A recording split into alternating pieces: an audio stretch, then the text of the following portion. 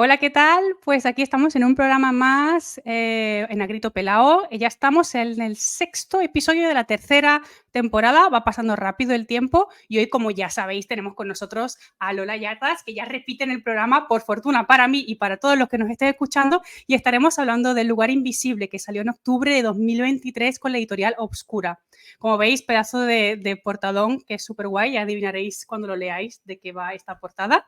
Y bueno, sin más, si siempre se me olvida, os dejo por aquí abajo donde podéis encontrarnos, tanto en Instagram como en ebooks, como en Spotify. Me podéis buscar por Kristen Ash o por Agrito Pelao. O si ponéis simplemente Agrito Pelao en Google, seguro que os van a salir vídeos y ahí ya rebuscáis, que seguro que sois unos hachas en esto de la informática. Pues nada, damos paso al gritito y luego a Lola. Hasta ahora.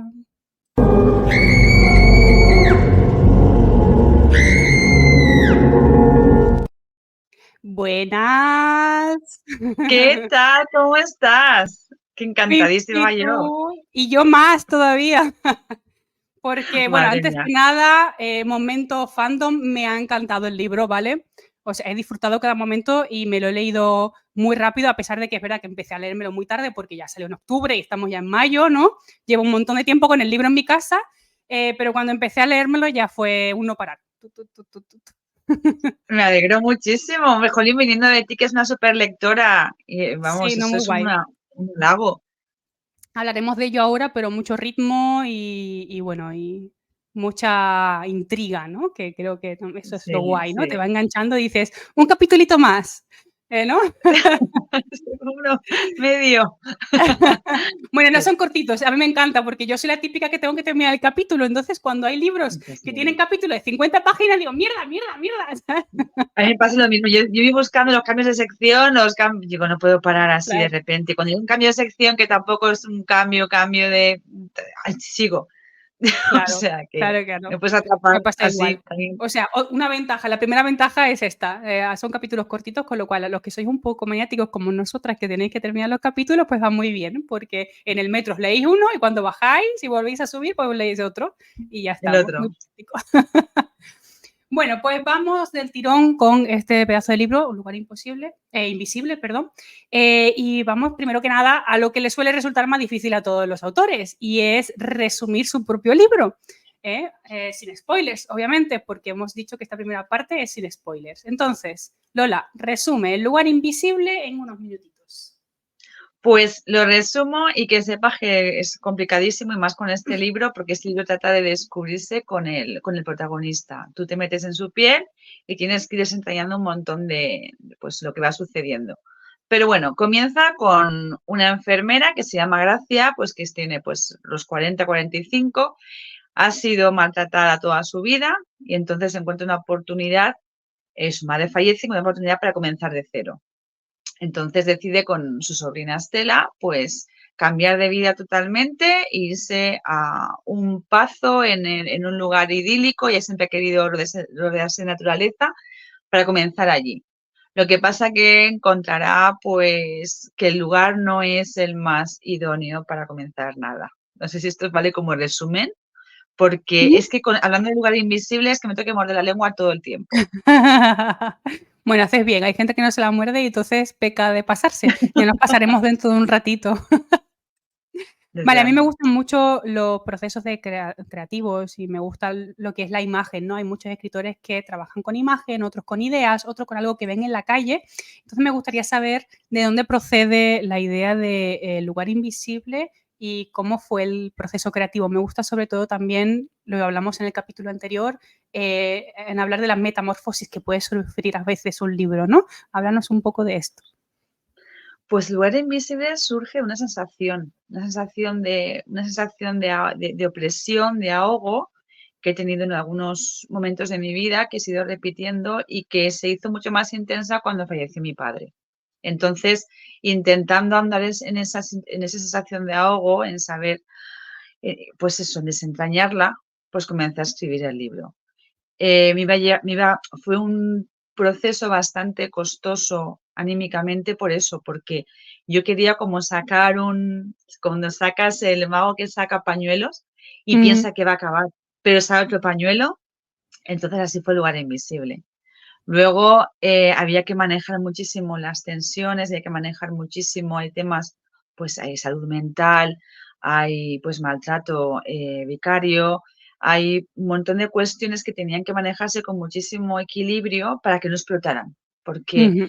porque claro, tienes que intentar sostener una protagonista y intentar manejarla con equilibrio para que termine el libro entero, salga corriendo la primera de cambios.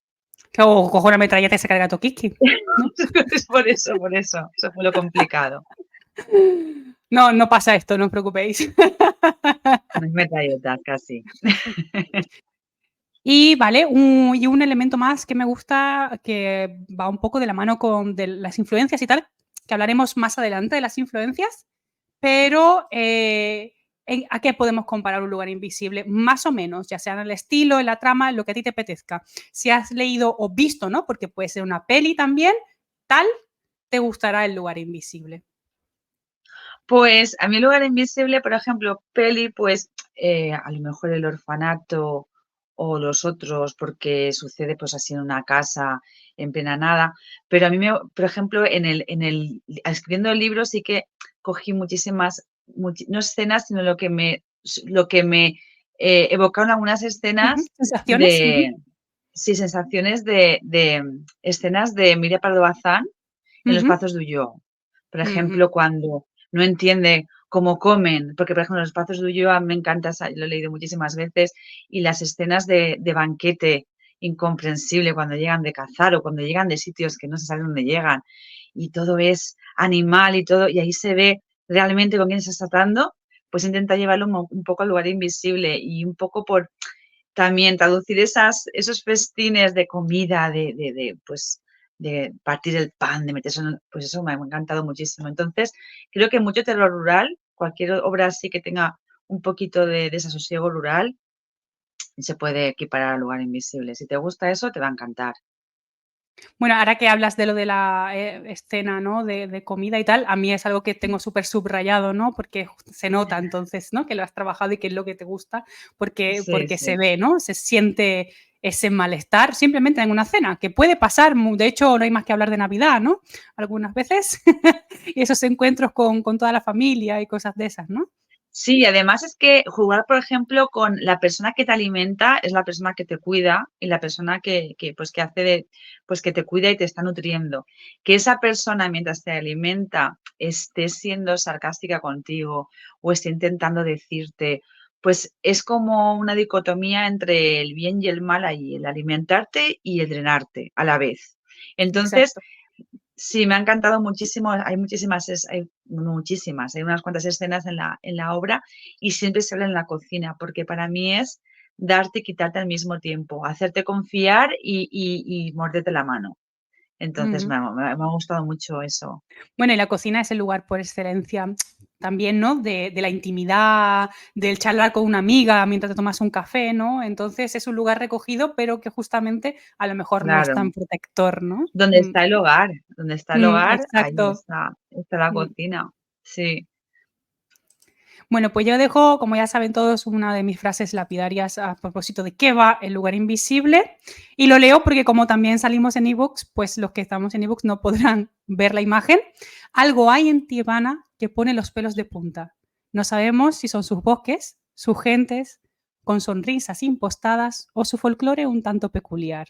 Y ya retomaremos esto más adelante porque os recuerdo que a partir de ahora tenemos alerta spoiler, como cada vez no sabemos hasta dónde llegaremos, pero que sepáis que para las almas un poco sensibles a que le cuenten alguna cosa que quizás le pueda desvelar algo, no sigáis. Y para los que les da igual, mirároslo todo. Si lo que necesitáis es que os destripemos el libro para ir corriendo a la librería y comprarlo, aquí estamos. Vale. Bueno, yo Bueno, recomiendo empezamos. eso, sí, yo recomiendo eso, que si no lo habéis leído, que paréis un poco aquí, que lo leáis y después Sí. veis esta parte que además os Yo va. también lo recomiendo porque Claro. es una novela que tiene muchos pasitos Sí, muy pequeños y muy pautados, ¿no? Y que están muy bien hilados. Entonces, si de verdad sea, sí, hay gente, yo sé que hay gente que necesita saberse todo y que se mira todo para comprarse un libro, ¿vale? Yo no soy de esas, yo no me puedo leer ni la sinopsis, ¿vale? Yo confío en el escritor en el que estoy leyendo, ¿vale? O sea, yo no leí lo de atrás hasta que no terminé el libro, ¿vale? Entonces, claro, eso es la confianza que te puedes llevar un chasco, pero realmente no me suelo equivocar. Pero es verdad que es un libro que tienes que ir despacito, aunque luego te da pena porque va rápido y te lo terminas y ya está. Sí, sí, sí. Bueno, vamos a empezar por el principio. Vamos a empezar por las protagonistas de las que has hablado ya en el pequeñito resumen, que son Gracia y Estela. Nos has hablado un poco de Gracia, vamos a andar un poco más y también hablaremos de Estela. ¿Cuál es el conflicto que les lleva a empezar la historia? ¿Quiénes son estos personajes? Pues Estela es una niña de 9 años, 8 o 9 años, que ha vivido siempre cuidando tiene que protegerse contra la vida. Su madre pues tiene un problema de adicción bastante importante, entonces ella ha vivido en muchísimos centros. Es una niña que se protege con mentiras, que le gusta muchísimo, es muy fetichista, cleptómana, tiene muchísimos pequeños vicios y porque siempre ha estado sola. Entonces se enfrenta a Gracia, que es otra que tampoco ha tenido una vida muy estable, tampoco sabe amar, tampoco sabe darse al resto. Y bueno, en esta parte con spoilers sí que se comprenderá, sí, cuando leas el libro, por qué Gracia, que es una enfermera que ha cuidado a su madre toda la vida y ha estado tutorada por su madre, acepta otro trabajo de enfermera para cuidar a otra persona. Entonces, Gracia es una persona con una deuda pendiente que ella pues ha sido maltratada, entonces en su cabeza ha intentado poner orden a ese maltrato, ha intentado crear una moral en la que eso pueda ser subsanable y en esa moral pues ella tiene que seguir siendo enfermera y tiene que seguir dándose al resto. No sé si puedo contar muchísimo más, porque aunque sea spoiler me siento súper mal.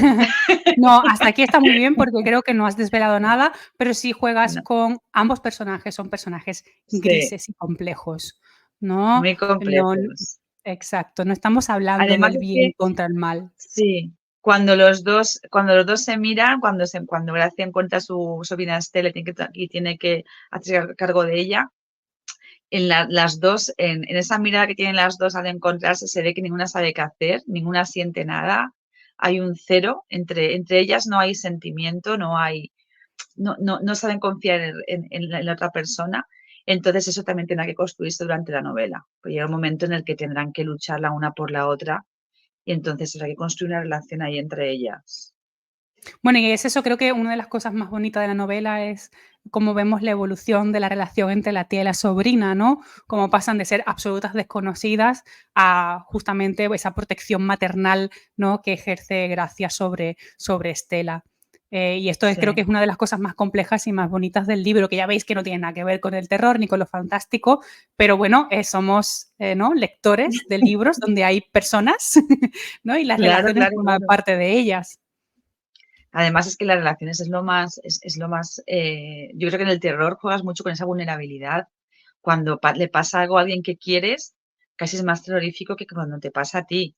Entonces, darte cuenta de que quieres a alguien cuando está sucediendo algo no debería sucederle, pues es muy estremecedor porque piensas, la he cuidado bien, no la he cuidado bien. Entonces, hace que eso se convierta todavía en algo más angustioso, que a lo mejor te has podido permitir. Entonces, todo se urde, toda esa compleja relación también, el hecho de que las dos pasen de 0 a 100, también también es una manera de dar ambientación y dar sentido al lugar invisible. Yo con estos dos personajes he tenido la sensación, bueno, para quien no la conozca, Lola también escribe infantil em, y preadolescente, ¿no? Podemos decir también.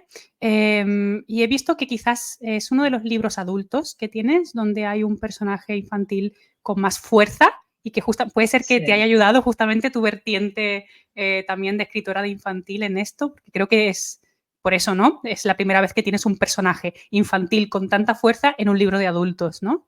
Sí, porque además es que los niños, siempre se dice que los niños y los borrachos dicen la verdad, eso es un dicho súper. Pues aquí también, en el terror, el niño siempre se va a ser que se dé cuenta de que algo sucede, es el que va a percibir cosas impercibibles, es el que va a mirar la aventura como una epopeya, como algo que tiene que ver con él, que así como un adulto iría a otros medios, el niño intenta pues guardar secretos, tiene otro mecanismo de defensa cuando se encuentra con este tipo de cosas. Entonces era jugar con Estela y hacerla, pues ella se va enterando de cosas a la margen de su tía que van un poco a hacer despegar toda la historia y es muy divertido trabajar con niños así. Hablaremos un poco más del personaje de Estela un poco más adelante, casi al final, que ahí ya, si estás más cómoda, te dejaré que ya digas muchos más spoilers. Vale, vale, Em, vale. pero ahora vamos a pasar a lo que es la ambientación y el entorno. La historia se desarrolla en el pueblo de Tiebana, que está un pueblo ficticio por ahí en medio de Galicia, y en Pazo y Nanis. ¿Cómo trabajas esta ambientación? ¿Hay inspiración de lugares reales? Cuéntanos un poco y cómo trabajas el terror, obviamente, rural. Pues hay muchísima inspiración de lugares reales. Cuando escribí el libro yo vivía en Inglaterra y mi casa estaba rodeada de bosque. Entonces, todo en el libro, desde la ambientación, cómo es el pazo, los personajes, todo tiene que llevarte esa misma sensación opresiva o esa misma sensación que te produce Pazo y Nanis y que te produce el desenlace del libro. Entonces, quería meter todo eso que estaba sintiendo que tengo a mi alrededor, que cuando oscurecía dejabas de ver, que el bosque que parece que sea algo, o el monte que parece que sea algo estable, que sea estático, que no se mueva, que sea inocente, pero es testigo de muchísimas cosas. Entonces, ese monte que está en Pacinanis está arraigado, tiene unas cuevas bajo él, guarda muchísimos secretos también. Entonces, la trabajé muchísimo, pues rehaciendo, llegando, también no pasándote, no te puedes pasar. Tienes que jugar muchísimo con el lector, con lo que el lector piensa que es un lugar opresivo. Tienes que jugar mucho con la orientación, con el perderte, con el, por ejemplo, cuando ellos van a la escuela, te y sobrina por primera vez, pues Ujú. no es todo recto, tienen que hacer muchísimos quiebros y tienen que confiar muchísimo en su intuición, en esta piedra que parece un oso, este tal, parece un juego, pero te está diciendo, esto es un laberinto, aquí has entrado, tienes que saber cómo salir. Entonces, todo eso, pues a mí me creaba, aunque parezca una escena que digas, mira, están yendo al colegio tranquilamente, pues eso a mí me está pues, me creando ambientación, diciéndote muchísimas cosas del entorno en el que están. Y bueno, fue metiendo, sacando, eso sin sobrepasarte, guardando un equilibrio y luego pues jugando muchísimo. Me gusta muchísimo jugar con la noche y el día, con los crepúsculos, con el clima, porque el clima a veces es un reflejo de cuando, por ejemplo, cuando las presiones bajan y va a llover, te duele la cabeza, no te sientes Ujú. igual que cuando hace sol. Entonces, eso en un lugar en el que tú nunca has vivido, que pases la ciudad al campo, pues eso que también tiene que afectarte de alguna manera. Entonces, he jugado un poco con todo eso. Bueno, ellas dos se van, ¿no? Pensando en lo idílico de la naturaleza justamente Sí, y se encuentran que hay muchas cosas que ellas nunca han vivido en un pueblo tan pequeño, ¿no? Y además rodeado de tanta naturaleza, donde casi que no hay escapatoria, ¿no? Es como, bueno, es como ahora, ¿no? Que hay mucha tendencia en irse al campo, etcétera, etcétera, pero la gente no sabe sí, lo que justamente decías tú, que el monte y el bosque sí que cambia, ¿no? Y tú no te das cuenta y el tiempo cambia y esto se expresa muy bien, ¿no? Porque conforme vaya viendo una cosa u otra o esté sucediendo una cosa u otra, claro. pues se le da más importancia a la noche o al día, etcétera, etcétera. Y hay una Claro, cosa muy además, curiosa, sí, di, di. además el autobús, por ejemplo, las deja en una plaza adoquinada. Eso Mm, significa que no es un pueblo transitable, que no es un pueblo fácil. Y después los pueblos tienen esa maravilla de que todo está conectado, pero cada uno guarda su secreto. Entonces, puedes jugar muchísimo con gente que tiene una misma conciencia colectiva y que tiene un mismo, bueno, yo no digo más. Bueno, pues no te va a quedar más remedio que seguir con esto, porque si hablamos de conciencia colectiva, hablamos de cultos secretos y sectas, o sea que me has dado pie perfecto para la siguiente parte, Perfectísimo. porque Es que algo soy que es así. indivisible, claro, algo que es indivisible de Tiebana, pueblo, es la gente, ¿no? Porque al fin y al cabo un pueblo es su gente. ¿cómo es el resto de personajes? Cuéntanos un poco qué está pasando aquí. No vamos a irnos mucho de madre, Pues, pero ya todo el mundo va a saber que vale. estamos hablando de cultos secretos y sectas. Sí, pues sucede lo que decíamos de los pueblos, que están conectados en una conciencia colectiva. Entonces, muchas veces en los pueblos normales, pues en cualquier pueblo, tú tienes a lo mejor una religión mayoritaria, todo el mundo pues a lo mejor va a la iglesia los domingos, pero al mismo tiempo te pasan la cinta por la espalda y tienes mal de ojo.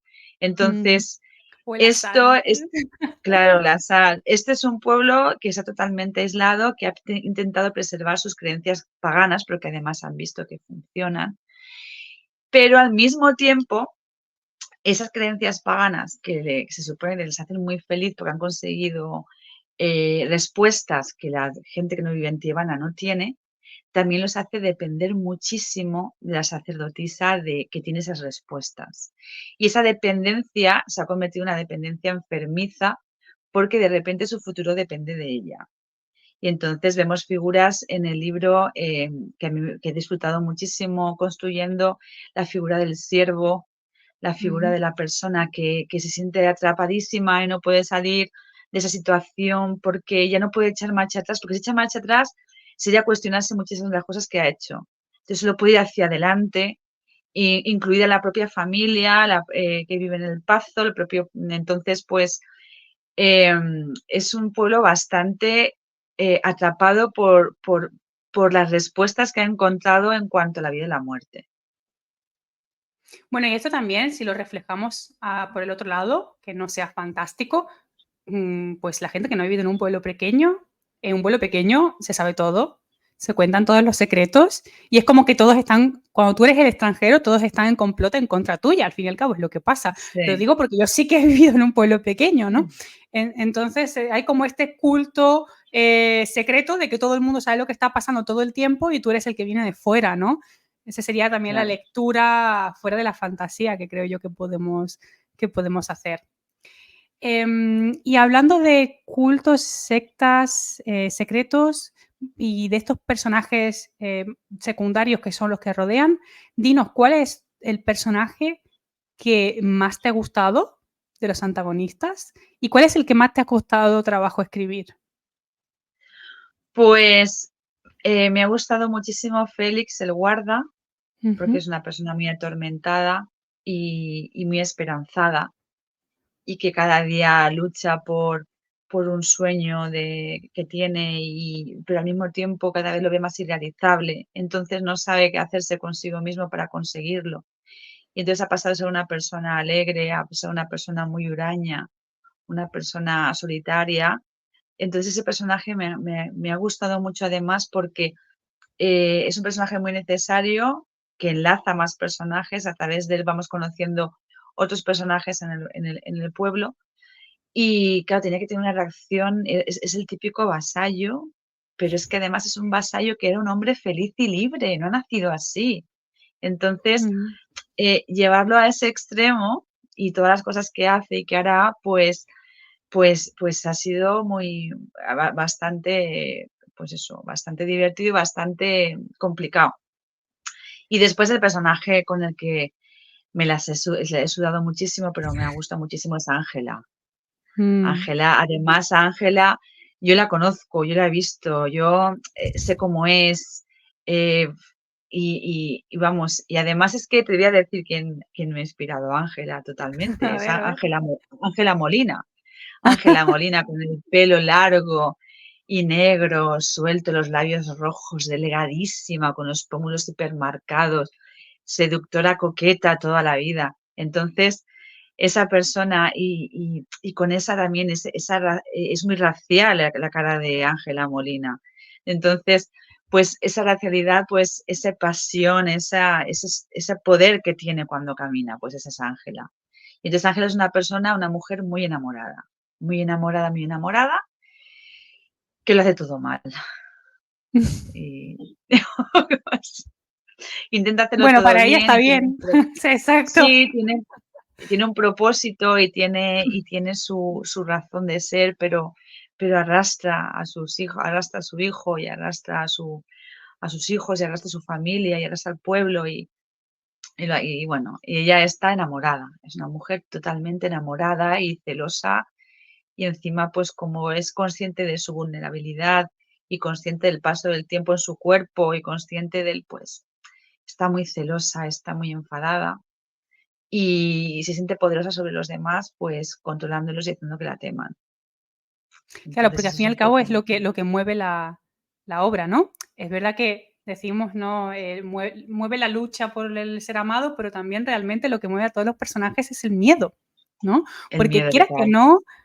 quieras que no, Gracia está huyendo. O sea, está clarísimo, Sí, Gracia está huyendo, no quiere estar más en la casa de su madre, que es una maltratadora, no quiere saber nada de las cosas de su madre y la primera oportunidad que se le presenta, que vale, es una pasta, ¿vale? Yo también me hubiera ido, pero a la primera oportunidad se va corriendo. Estela también está huyendo, aunque no es consciente y no es ella la que toma la decisión. están los dos Y buscando una familia claro, y no la encuentran. Y no saben ni y los, siquiera que es una familia. claro, y los habitantes de Tijuana le pasa lo mismo, ¿no? Sí. Es que pasa eso, que ellos intentan cobijarse en un sentimiento noble que a lo mejor pasó hace 500 años, pero que se ha ido degenerando y los ha ido aislando. Y algo que antes los convertía a lo mejor en un pozo de sabiduría, pues ahora les está constriñendo y les está haciendo Porque son totalmente esclavos de infelices. eso. Claro. Y es que y no pueden pararlo. ¿Cómo lo paran? No pueden pararlo. Mm, Tienen que ir hacia adelante, como he dicho antes. Ir hacia mm, atrás significaría darse cuenta de todos los errores que han cometido y no, tienen que ir hacia adelante. Y van hacia adelante protegiéndose en el sentimiento más puro que pueden encontrar, que es el amor. Lo hacemos todo por amor. Esto es amor puro y esto es amor y amor. Y cuando vuelva a suceder será mejor y ellos piensan que tienen más oportunidades y más oportunidades para hacer las cosas bien y las oportunidades van pasando y cada vez es todo peor. le cagan más. Entonces, pero bueno, está guay. Por eso Bueno, vamos. decía yo por eso decía yo antes, y esto es spoiler total, que, que fue, pues fue el revelatorio de mi padre cuando me surgió la idea de qué chulo sería que esto sucediera. Y entonces tuve que pasar meses reafirmándome en qué horrible que esto sucediera, no puede suceder. Entonces, por eso la novela ha sido un acto de, pues eso, de pasar un duelo. Y en la novela hay muchísimos duelos, incluso está el duelo de, pues, de la persona que no quiere concebir, está el duelo de la Ujú. persona que se enamora de la persona que creen que es incorrecta, está el duelo, hay muchísimos tipos de duelo en esa novela. Sí, la verdad es que hay muchísima representatividad y al fin y al cabo muchísima, bueno, pues lo que iba siendo un pueblo, ¿no? Y todos los personajes. Entonces, y lo que le importa a cada uno, porque al fin y al cabo yo sigo insistiendo en que están movidos por lo que a ellos les importa. Por eso todos los personajes son grises. Ninguno está haciendo el bien y el mal, porque incluso la protagonista es dudosamente, ¿no? Inocente. Y ahí sí que yo no voy a decir ningún spoiler, obviamente. Pero que veáis, ¿no? Igual que Estela, que decías antes, ¿no? Que tenía sus manías, que roba, ¿no? Que sí, claro, eso es un reflejo en un niño, de un niño con problemas. Está Claro. clarísimo. Un niño que roba es un niño que ha tenido problemas, que le falta cariño, que tiene que llamar atención, que 40.000 millones de cosas. Pero eso es lo que hace al personaje complejo, justamente, porque si fuera una niña llena de luz y que todo lo hace bien, pues no sería tan interesante. Por lo menos a Claro que es nosotros en una la niña. literatura de terror.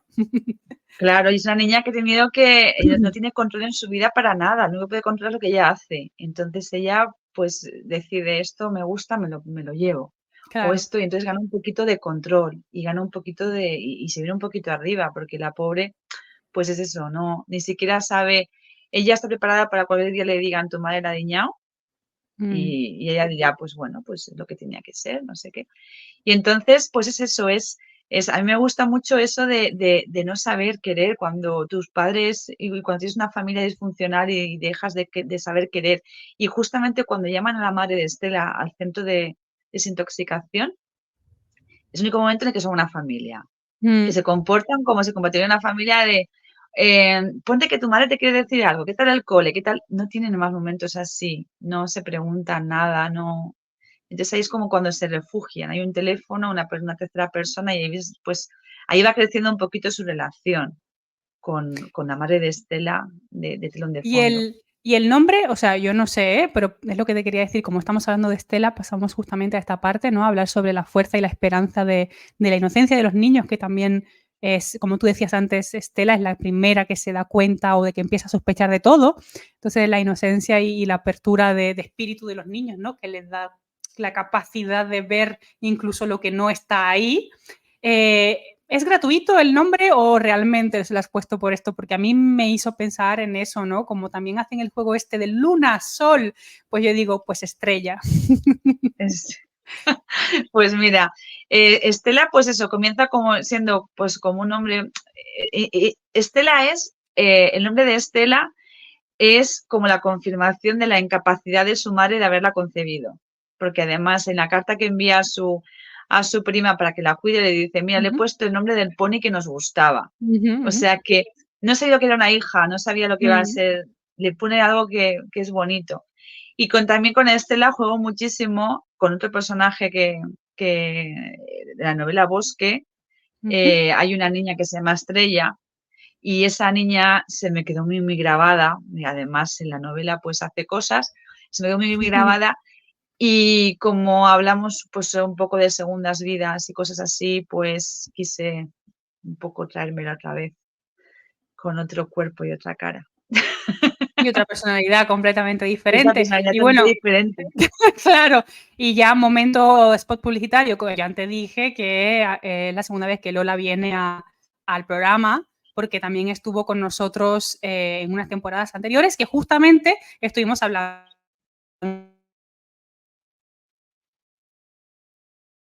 más de leer El lugar invisible, leer Bosque, pues iros para allá y mirad el programa. Estás Muy ahí, ¿no? bien. Sí, que te me has ido un Sí, sí, sí, poquito, sí. pero ya Sí, está, te tú he también te me recuperado. has ido, pero yo he aguantado. Ya hemos aguantado. Y vamos a pasar entonces a otra preguntita más. Esta se sale un poco del libro, pero es como está intrincado, que son las influencias, ¿vale? Entonces vamos a hablar de género, vamos a hablar de qué podemos encontrar del género y qué te ha inspirado. Antes nos has hablado de los pasos de Ulloa, de Bazán. ¿Qué Sí. más? Tú me lo dices y yo te digo que me ha resonado a mí también, porque yo también tengo cosas en mi cabeza de sobre... Pues yo creo yo creo que todos, por ejemplo, todo lo que he leído está un poquito brujas. Yo soy una apasionada de las brujas y, y encima, pues en Londres tuve comencé, no sabía que existía, comencé a leer a, ay, jolín, ¿cómo se llama? Lady Wilde, que es la madre de Oscar Wilde, que siempre pues se hacía, pues siempre ha escrito muchísimo y ha hecho un compendio de todas las cuentos de hadas oscuras en Irlanda. Y entonces pues comencé a leer acerca de todos estos ritos paganos, de todos estos diálogos que existen o que se dicen que existen o a lo mejor no existen. Entonces decidí coger un poquito de cada uno. También pues pluralidad, pues también por ejemplo Becker también me ha inspirado muchísimo, Becker con sus historias, que además Becker es mucho te he contado que me han contado a mí, exactamente, entonces es un poco como Samuel, que él cuenta siendo testigo de lo que está contando. Después, pues es que, dime tú, yo creo que me dejes de decir tú, porque no Bueno, acabaría. sí, no, a ver, claro, yo a mí hay muchas cosas que me han resonado en la mente. Obviamente, a mí uno de mis libros favoritos de cuando era pequeña es Otra vuelta de tuerca, de Henry Sí, James. Entonces, bueno, la idea de, pues, esta mujer que se va a este lugar que está afuera y, pues, que pasan espíritus, ¿no? Y cosas de estas me ha recordado muchísimo a Otra vuelta de tuerca y también me ha recordado muchísimo en lo que son las descripciones del lugar y en la ambientación a Shirley Jackson, obviamente. sí, Cuando hay, de hecho, un pasaje que me lo he subrayado de cuando presentas una de las veces que realmente podría haber sido, pues eso, ¿no? Alguna descripción de alguna novela de Shirley. Entonces no sé si es voluntario o es simplemente que, claro, todo sí. permea, ¿no? Claro, Todo entonces... permea, pero sí que es verdad, por ejemplo, no sé, el título en castellano, creo que es Aún vivimos en el Sí, castillo, todos, sí, o todos vivimos en sí, algo o así. seguimos en el castillo, o algo así, Mm. no sé el título en castellano, lo tengo por aquí detrás. Pues eso también, la soledad de vivir en una casona grande, cómo te hace el hecho de tener ahí un pasado o tener ahí pues como les pasa a Ángela y a sus hijos, que tienen ahí unos secretos, pero tienen que hacer como que no pasa nada y hacer esas Ujú. comidas y pensar que son normales en algunas situaciones cuando realmente están pasando cosas diferentes. Pues Y todos están también, pues encerrados, porque al fin y al cabo es claro, eso, esa familia está sí, sí, encerrada en sí, esa están ahí casa. encerrados. Pues es Mm, prácticamente, pues, esa sensación de opresión, esa sensación, por ejemplo, en Shirley Jackson y su obra, pues ellos sí que ven la cerca y la gente que hay detrás. Estos no, estos es todo mm, opresión, todo el monte que ven mm. es todo opresión. Y bueno, yo creo que es cualquier obra, yo creo que siempre te cala. A lo mejor una escena de aquí, una sensación de allá, pero bueno, ahora pues, me pongo a lo mejor a leer algunos títulos y digo, mira, esto, lo otro. Y eso es lo bueno del terror, lo bueno de la literatura del terror es que te despierta sensaciones y hace que Claro. sientas cosas y que explores un poquito tus límites. Entonces es imposible olvidar algo que te ha producido una sensación así como de abrir los ojos. Sí, Ujú. Bueno, y es eso, bueno, es el miedo, el terror, el suspense y la utilización también, al fin y al cabo, de los recursos literarios, ¿no? Porque estamos hablando de trama, pero es una utilización de recursos literarios que obviamente son intrínsecos al terror. O sea, sin una ambientación opresiva, pues no sería tan terrorífico, ¿no? Sin esos claro. árboles o ese pazo que casi es un ente aparte, tampoco, ¿no? O si en Tiebana Vieja, que no hemos hablado nada de Tiebana Vieja, pero también está ahí las ruinas de ese pueblo que se inundó, ¿no? Claro, claro. Entonces, pues es un todo, ¿no? Y una última preguntita, ya vamos al trasfondo, ¿no? A la otra cara de la fantasía, que es justamente, antes hablábamos de las relaciones, porque obviamente en todas las novelas creo que se hablan de relaciones de personas, y ahora tenemos otro tema fundamental que es obviamente la obsesión con la muerte y la vejez que se trata en El lugar invisible. Cuéntanos un poco, tú nos estabas comentando que, claro, venías de un duelo y que supongo que esto también te habrá movido un poco las entrañas. El Sí. objetivo era ese, ¿no? Para ti, como poder traer a la vida a tus seres queridos. Claro, el objetivo era constatar lo terrible que sería poder hacerlo. Porque además he viajado muchísimo, he vivido en India un tiempo Ujú. y entonces allí pues he aprendido muchísimas cosas acerca del alma, acerca de tal. Entonces lo que yo me estaba planteando era totalmente grotesco, era totalmente el no haber entendido qué hacemos en el mundo. Entonces llega un momento en el que consideras egoístamente que no quieres dejar marchar a alguien. Pero tienes que sentarte y decir, bueno, sí, esto es un proceso de duelo totalmente natural, tienes que pasarlo, vas a pasar meses chunga, pero es lo que es. O sea, que es que nos va a pasar a todos, les pasará a mis hijos conmigo y nos pasará a todo el mundo. Entonces, tranquila, poco a poco te vas acostumbrando, es acostumbrarse y ya está. No es aceptar, es acostumbrarse al hecho y punto. Entonces, pues tenemos un poco de tabú con la vejez y la muerte pues yo creo que esta es la maldición de nuestro siglo ahora, no de nuestro siglo, de nuestra época, sí, o del siglo Mm, XXI, es no envejecer y no morirse. Y entonces, pues yo creo que los historias de terror pues van un poco hacia ahí, hacia pues ver lo que es realmente la vejez y qué es realmente la muerte e intentar pues que te hagas preguntas. Si es que los libros tampoco te pueden dar respuestas, y sería malo que te las mm. dieran, serían libros de autoayuda. Pero sí que hacerte O de preguntar, satanismo, cosas de estas. o de satanismo, sí, pero hacer que te preguntes, oye, ¿este sentimiento es, es sano o es insano? Cuando estás escribiendo El lugar invisible, recuerdo que llegó un momento en el que pensé, espérate, yo creo que igual esto es algo totalmente personal por lo que estoy pasando yo ahora, pero la gente no haría esto ni de coña. Nadie en su sano juicio haría esto.